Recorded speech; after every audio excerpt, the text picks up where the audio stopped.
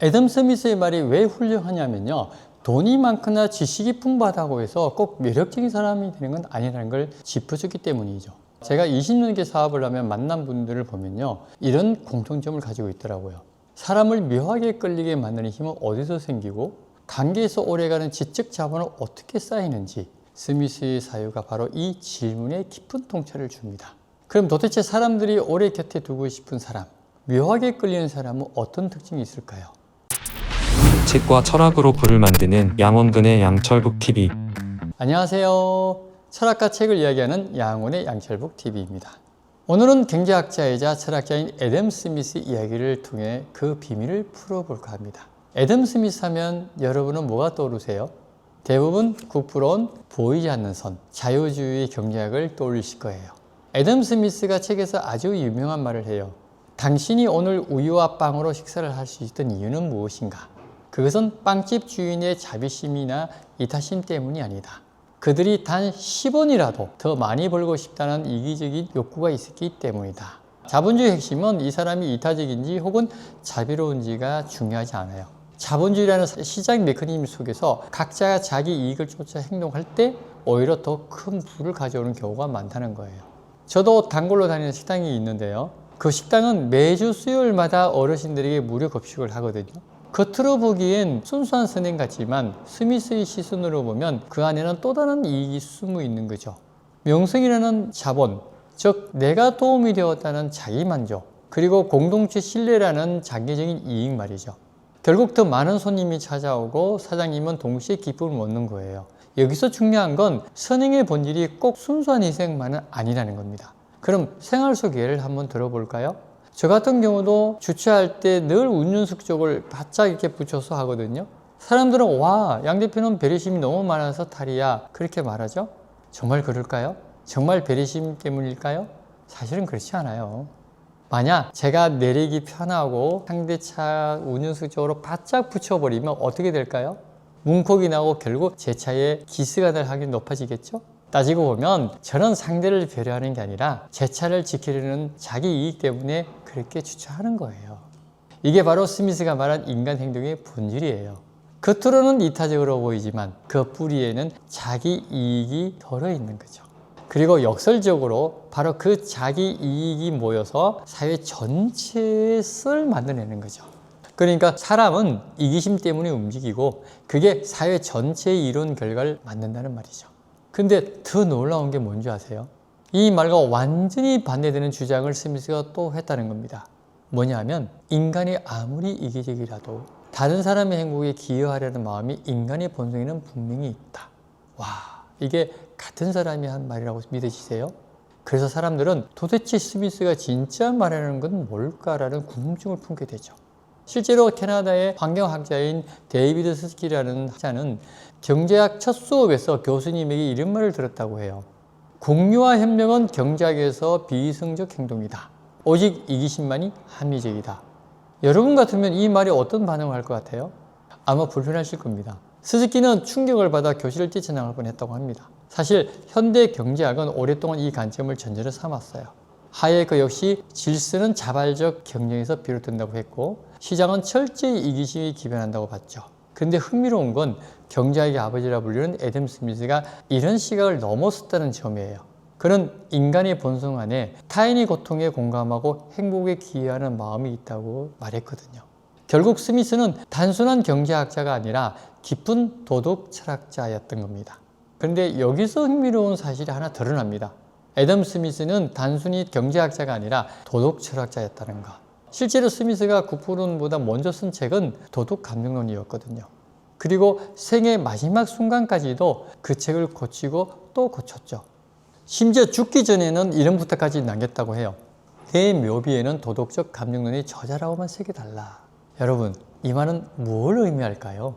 스미스는 이기심만으로는 인간을 다 설명할 수 없다고 본 거죠. 인간은 자기 이익을 쫓기도 하지만 사실 동시에 타인의 기쁨과 슬픔에 공유하는 존재라는 거죠. 결국 우리를 더 깊이 이해하기 위해서는 경제학이 아니라 도덕 공감의 철학을 함께 봐야 한다는 겁니다. 그렇다면 애덤 스미스가 평생을 붙잡았던 도덕 감정론의 핵심은 과연 무엇이냐? 바로 공감입니다. 인간은 단순히 자기 이익만 쫓는 게 아니라 다른 사람의 고통을 보면 안타까워하고 행복을 보면 기뻐하는 성향이 있다는 거예요. 이 말은 요즘 심리학과 뇌과학에서도 똑같이 확인됩니다. 뇌과학적으로도 다른 사람이 다치는 걸 볼 때 똑같은 뇌 부위가 활성화된다고 하거든요. 남의 아픔을 보는 순간 내 몸이 함께 신호를 받는 거죠. 여러분도 그런 경험 있으시죠? 지하철에서 누가 넘어지면 나도 모르게 도와주고 싶은 마음이 생기잖아요. 그게 바로 애덤 스미스가 말한 도덕 감정과 공감의 능력이라는 겁니다. 근데 여기서 한 가지 의문이 생겨요. 만약 인간이 이렇게 본능적으로 공감하는 존재라면 왜 세상에는 여전히 갈등과 폭력이 끊어지지 않을까? 사실 스미스가 말한 건 인간에게 공감의 가능성이 있다는 것이지 모든 사람이 항상 공감한다는 건 아니었거든요. 우리는 이기심과 공감 사이에 끊임없이 줄다리기를 하는 거예요. 인문학적으로 보면 공감은 단순히 남을 불쌍히 여기는 감정이 아니라 오히려 나의 이익과 타인의 이익을 연결하는 다리에 가깝다고 생각해요.